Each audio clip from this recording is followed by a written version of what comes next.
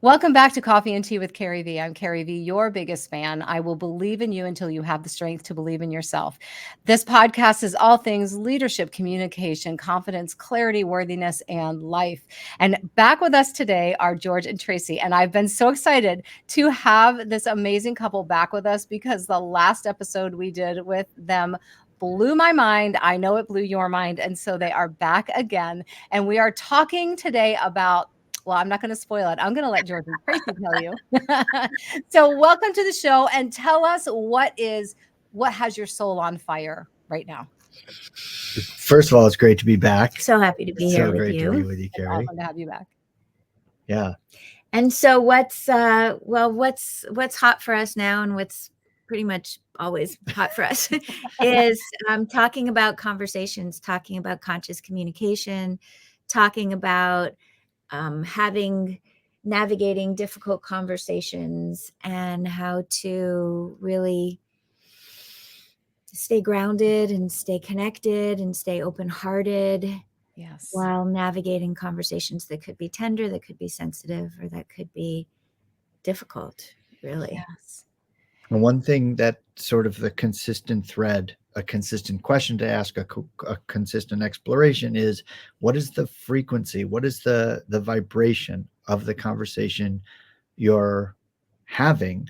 And are you leading that conversation? Meaning, what frequency are you bringing to that conversation? We're in that exploration pretty much all the time. And this is fabulous because this is following an episode, and we did not pre-talk about this, I promise.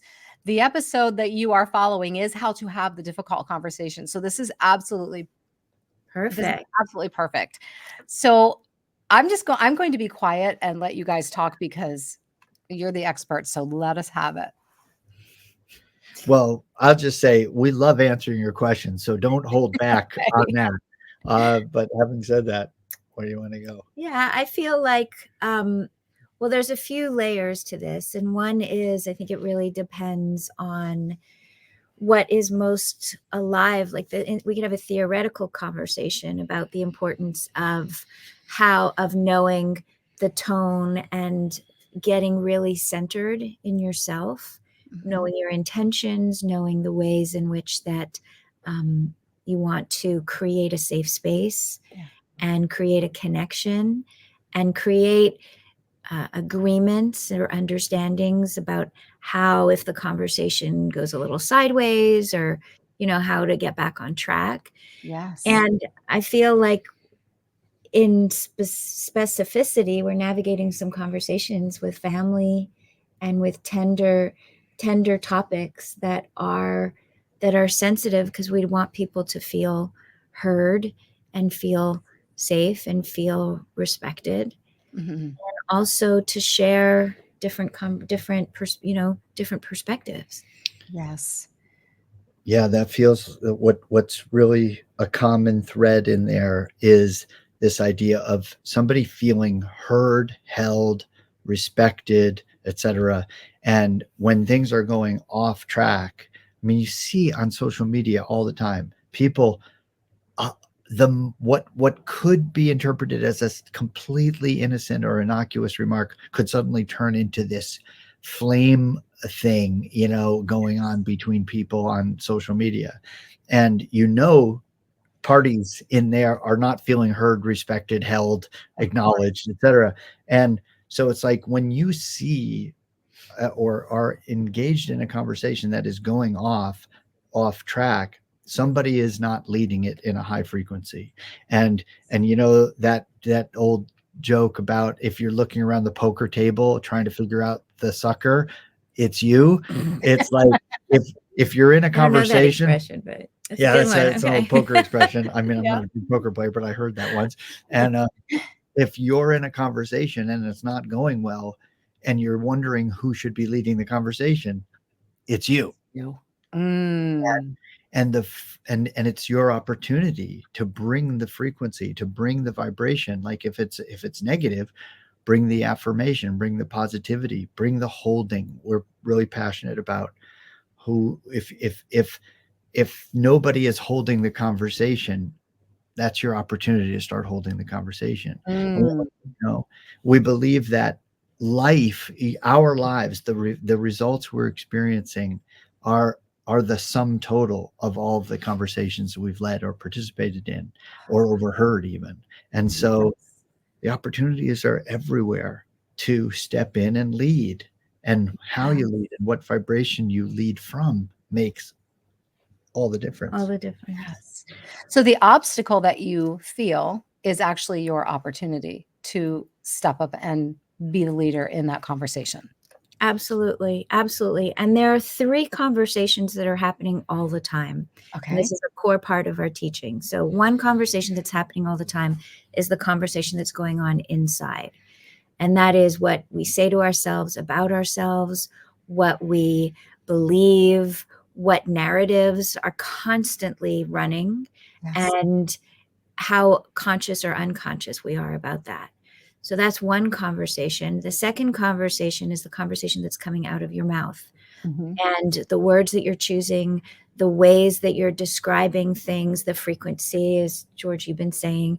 And then the third conversation is the conversation that happens around us. And so the conversation, if people are around you in a negative conversation or in a lack conversation or in something that is not really the conversation that you want to be having, Mhm.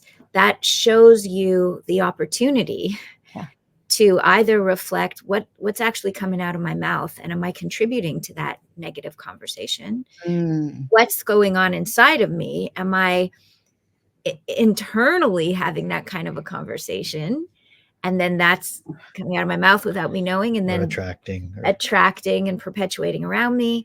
Or is this an opportunity where I can step into a conversation and bring something of a higher nature Mm. Mhm. and create more connection? So what are our steps then where we are? Let's take it back a little bit further. How do we know when there is a difficult conversation that we need to have? What are the vibrations that we're feeling, maybe so that we can acknowledge that we are avoiding something that needs to be discussed? I would say avoiding something is a great pretty good indicator. indicator. Agreed on that one for sure. Sure. I mean, do you want to? It's a good question. Well, it's an inside out thing for sure. Like we always know, like I That's think how you we just look at nailed it. If there's a conversation you're avoiding, or if there's anything, we like to say, like if if I said to you, Carrie, when do you feel the most confident? When do you feel the most clear? When do you feel the most on purpose? There's a sensation to that. When you're in that zone, that flow, however you relate to that, right? Yes. And so conversely, the moment you're not in that place. By contrast, I'm not in the flow. I'm anxious. I'm frustrated. I'm in fear. Yes. So that's a pretty good indicator. It's an inside out. It starts with the feelings, the thoughts, the words, the actions, right? And Okay. so if you're having feelings that are not in alignment with your true, like your force, your life force, your purpose, that's a good indicator. If Okay. there's a conversation you're avoiding, like Tracey said, that's a good indicator. And that doesn't mean you got to instantly dive right in and start that conversation. That there might be strategy involved, there might be preparation involved to get yourself, we like to call it, creating the conditions for you to show up at your best. So Okay. there might be some preparation for that. What do I need to do so that I can be in that conversation and actually lead that conversation the way I want to lead it? Not necessarily get the outcome I want, although that's obviously a part of the plan or the Yes. strategy. But it's there's a healthy sense of unattachment to the outcome and just showing up your best without regard to the outcome. So Which I would say is like, that's the ideal. Yeah. And there's probably a lot of attachment or a lot of expectation or a lot of things on the way to that. So that's part of the work, is to actually get clear before the conversation to like, what's my intention here? What is it that I really want to create by having this conversation? That's probably one of the most important questions to ask. And then what am I most like, because even avoiding, like, what am I most concerned about? And I know for me, there are times where I'm not clear. If I'm not yet clear internally, and then there's emotion that I'm afraid it's going to go sideways, or I'm afraid I might be misunderstood, or I'm afraid that I might get rejected. I mean, these are the kind of things we work with, what we call messengers. Okay. Women who want to find their voice and express themselves, and of course men and women too who want to hold a safe space and create change. And so a lot of the concerns and fears that also make conversations difficult are these worries about, am I going to be rejected? Am I going to be ridiculed? Am I going to be misunderstood? Am I going to be canceled? You know, we live in a world right now where cancel culture is a thing. Yes. And we were recently talking to a client of ours who is amazing, out in the world, an author, a speaker, like really just doing beautiful stuff. And we were discussing, this is something we discuss a lot in our community, is this dance between, I want to put something out, but I don't want to be part of the noise. I want to have a conversation, but I don't want to just come at it in a way that feels divisive or like creating more conflict. So coming back to the question about where to start, it's getting to a place of being able to stay present and unattached, or at least hold a safe space. And I would say before that is this work of being really clear about, what are my intentions? What am I afraid of? What might trigger me? Right? Where may I get triggered? And how could I prepare myself in advance to navigate my nervous system, to know if I need to take a breath, to put pause in a moment, if that just grounded. Wow. So much in there. My head is like, I have about 1,000 questions I want to spit out all at once. So I'm going to try and dial it into one. You had mentioned really leaning into your feelings. And I know when I am avoiding a conversation, I physically feel tired. I have absolutely no energy. And that's when I know to grab my journal and start writing, because there is something I am avoiding. It's a conversation, or it's a fear that I won't know exactly how to do the task at hand. And I have learned, if I get it out on paper, if I write it, the answer will come. The answer is all there, but I have to acknowledge that. In the first place. And then when we move on to all of these things, Tracey, that you so beautifully described here, how do we move past what our head is telling us? All these fears. What if they reject you? What if they or reject me? What if they cancel me? What if they don't like what I'm saying? What if the conversation goes completely in a direction I don't want it to? How do we combat that? Because we so often keep our voices shoved deep down because we're so afraid that we don't know the right thing to say. They're not going to accept it. I don't know how to handle it. I don't know how to control it. Right? What do we do? I want to jump in. So I love this question, because I'm going to go again just a little before the conversation actually takes place, which is, let's call it the pre-work. Fundamental to our work in the world is something that we call a distinction, a tool, who's got the mic. So we start with, if you go and you take your journal and you're looking, why am I avoiding? What is my concern? Is to also ask, who's got the mic? And what we often find is that could be a young version of ourselves, a little one, who is having the fears. And also the foundation of our work is something we call, it's alchemy based. Meaning that it is based in the principles of alchemy, which is about transmuting and transforming something from a lower frequency to a higher frequency. So if we put those together. So we find, who's got the mic? A scared little girl, for me, like a scared little girl who got in trouble for saying the wrong thing and would be so terrified that if I did say the wrong thing, my history was I wasn't spoken to for long periods of time. Wow. So that's a very deep, that's a groove internally that I've done a ton of work on. And so if I know that that's who's got the mic, then the alchemy starts internally, which is bringing love to that part, bringing something of a higher frequency, acceptance, compassion, love to this part, so that before I'm having the conversation externally, I'm alchemizing the conversation internally. That's beautiful. And then from there, then I have a little more resources. If externally the conversation goes sideways, I've already done some work. So I can say, oh, you know what? That's actually, that's a tender place. Can I just take a second? Or, something that I've already got some gold from the alchemy work to give the mic over to a more resourced part. Even what you said, Carrie, about noticing that when you get tired, for me, I call that, like, when I'm feeling tired, a conversation comes up and I feel like, oh my God, I just want to lay down and take a nap. I know that that's my body telling me that my mind is resisting the conversation. Right. And so that's the beginning of the conversation, though. That's not the end of it. The work. Like, I don't just go take a nap. I lean in and say, well, I might go take a nap. But if I'm recognizing, oh, I'm feeling tired because I don't want to have this conversation. Why don't I want to have this conversation? Well, it's not enjoyable. Well, why isn't it enjoyable? Well, it might come down to, I'm attached to the outcome. I'm thinking, if it turns out this way, I won't be happy. If it turns out that way, I will be. Then it's like, okay, well, how do I engage in this conversation without being attached to whether it's turning out one way or another?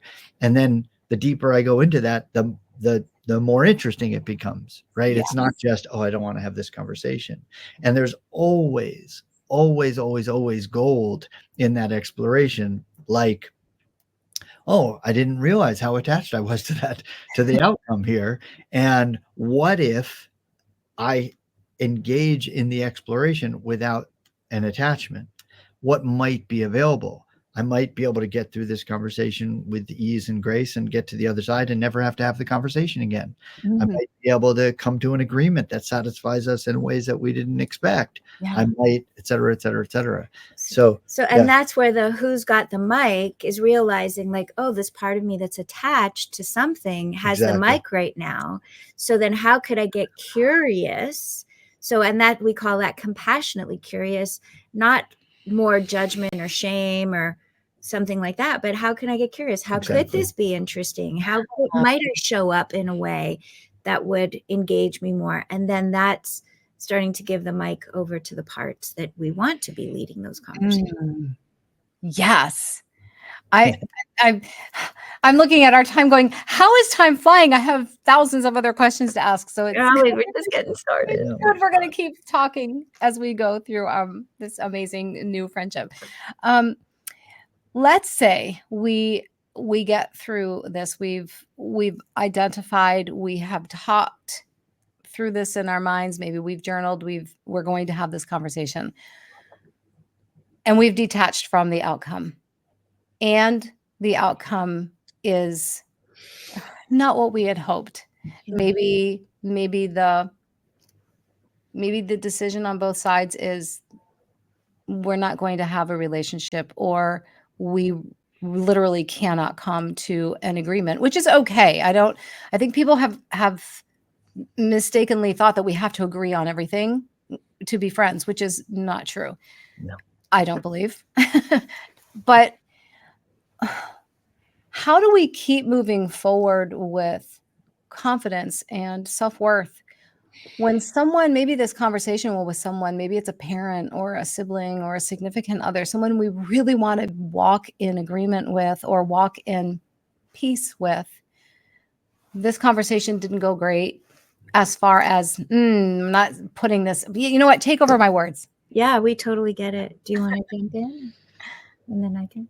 Well, there's a piece that comes immediately to me. Like, I remember there was a phase of my life where my father and I were not seeing eye to eye on a lot of things. And I remember a moment and I was really attached to that. It was very frustrating to me and sad to me that after so long, suddenly we weren't getting along on things that were important.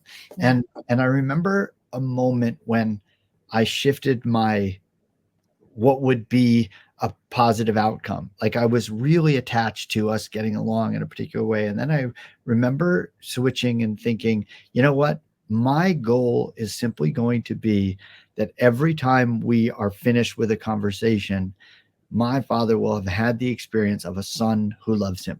Mm. That was the whole standard that I had. Yes. And suddenly it's not that was a lower standard, though you could look at it and say that was a lower standard. It was a different enough standard that I wasn't like chasing this, Outcome. this outcome, this state of being that was elusive, right? Yes. I had a very specific, I just want him to have the experience of a son who loves him. Changed the whole dynamic. It changed every need to defend something he might say or not say, or the chasing just stopped. Yes. And I noticed that even if the conversations became shorter, it was like, okay, I accomplished this, done. Next time, we'll talk next time. And it changed everything. This idea of changing the context. And we're really big about context. Like, what's the context? To what end are you having this particular conversation? Yeah. And what it really did was it freed me from the chase, from chasing this thing. And did you were going to say one? No, it's keep going. Go ahead. Well, and to your question, Carrie, about self-worth and confidence, at the end of the day, because you really shifted the context and let yourself create what was really more important to you, which was, rather than agreeing or disagreeing or being right or this, it was about creating an experience that felt true to you and in alignment that would honor the relationship.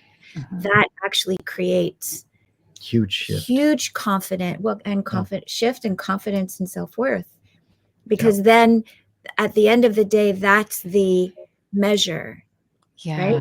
You show up in a particular way, and it ultimately freed him, in this case my father, to whatever, maybe not feel the energetic chase that I had been in before. Yes. And so he was free to just show up as him and be in the conversation, in the moment. And the present moment is where all the opportunity to connect is anyway. So without the attachment to an outcome, or without the having made that shift in the context, it freed us both up to be involved in it. And so to your point, like what if we don't get along? What if we don't agree on everything? Well, if you shift the perspective or the context to what do we agree on, or what can we connect on, or what really is most important here. Yes. Yeah, because I think that's part of this idea. Like, we don't have to agree. We don't have to be friends. We don't have to this. It feels, if I could be really honest, to me, it feels, I just heard this word in a different context, and I'm going to say it. It feels a bit lazy from a conscious communication standpoint to me. Yeah. Like, there's so much. I think I just saw it on Hacks. We were watching. That's like that's a great thing, great show. But this idea, like, if we're not really trying to find an outcome or a way to create unity rather than division. Yeah. I mean, this isn't the truth for everyone, but if we're here with you, I'm going to assume that these are, like, we're all here, listeners, sharers, we're all here together because we want to make a positive difference in the world. We want to feel empowered. That's everything that you're about, Carrie. So that's everyone that you would attract, and we are the same. So if we want to create unity and we want to create the vibration of a conversation that at least, even with everything being a difference of opinion, how could we still leave with respect or regard or some kind of at least just acknowledgement and appreciation of differences without it being tearing something apart? And I feel like for the most part, especially spiritually and consciously speaking, there's always a way to get there. Yes. There's always a way to get there. And maybe the other person isn't available for that.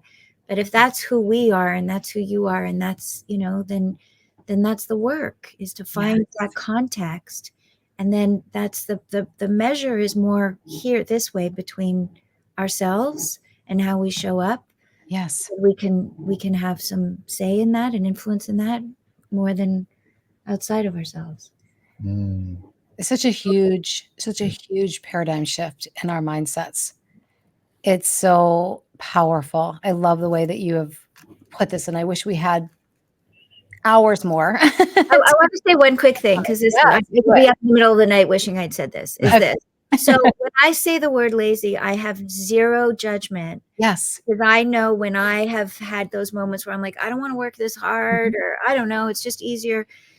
But the bigger idea behind that is that it's worth it to find and make efforts to create unity, even if we don't agree on the same things. Yes. Than it is to just let it go because it's too much work. And I think that there's that's sort of the idea. So there's no judgment in that, just the invitation to dig a bit deeper and see what else might be possible.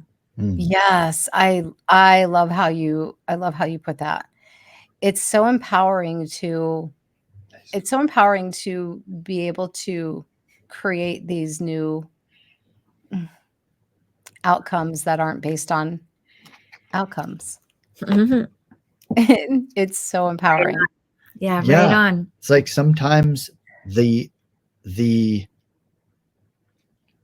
outcome of a conversation is that the conversation was peaceful, or the outcome of the conversation was that we have an understanding that we don't agree on this thing, or the outcome that it can be its own reward. Navigating it with peace and with grace and with kindness and understanding and space and freedom to be yourself and freedom to let the other person be themselves.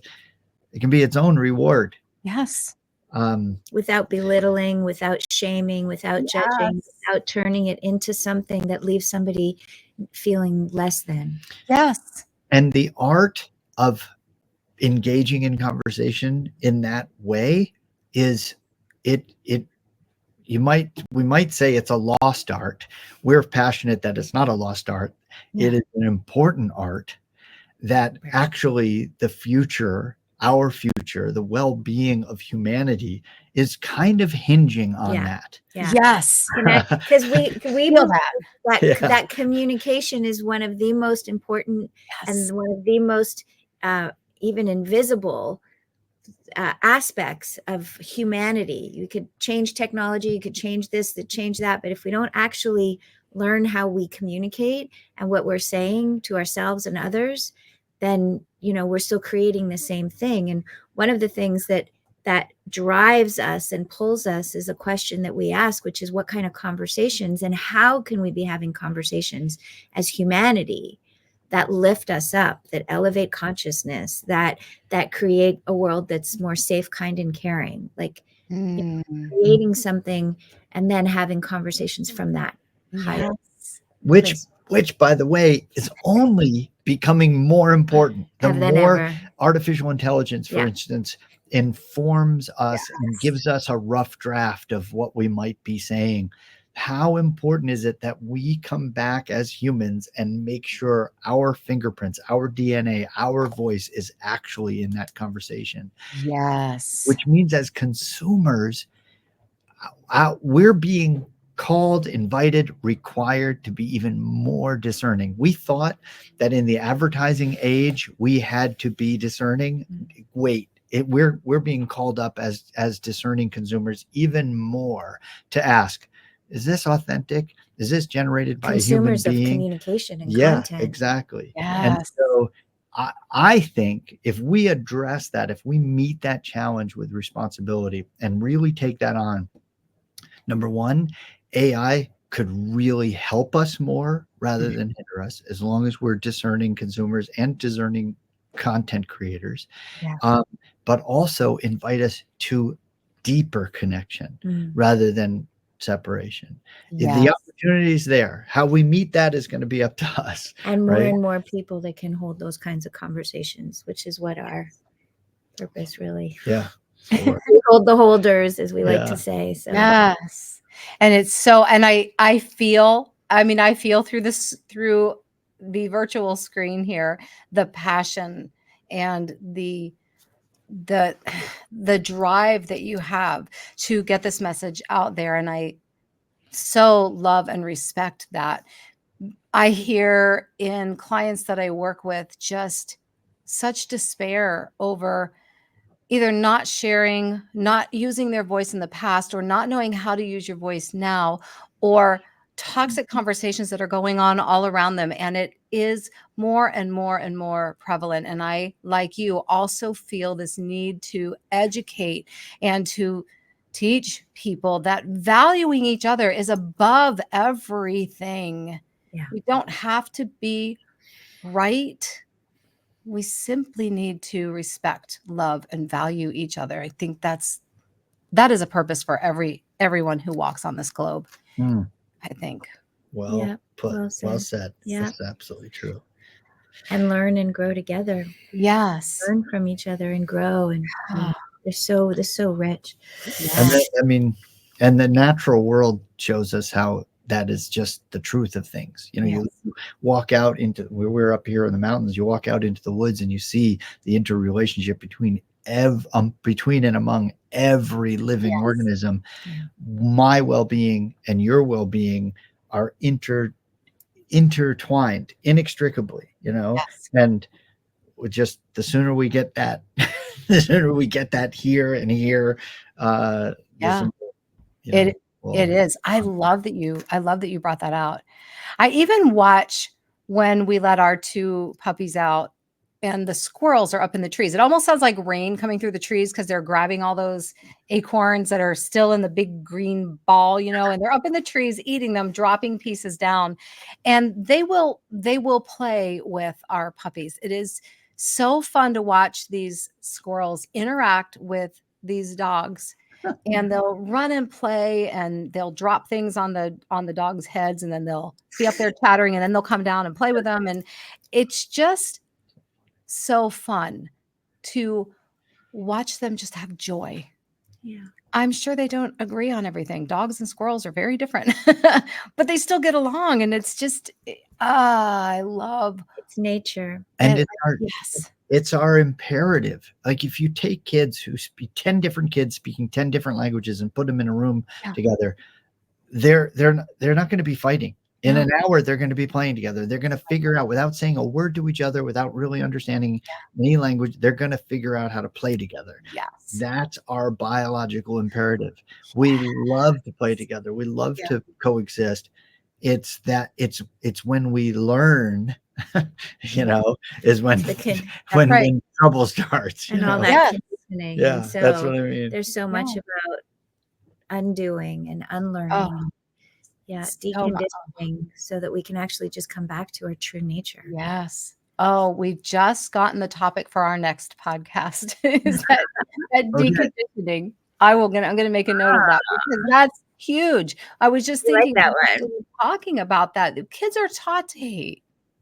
Yeah. They're not born thinking, oh, I have to hate anybody who has different shaped eyes and different color skin or who speaks a different language. They love. Yeah. They love. Yeah. So, okay. So tell us, I'm so mad that our time went so fast. Your superpower, what would you say your superpower is? You go first. Oh, sure. And if I don't agree with you, I'll tell you what I think your superpower is.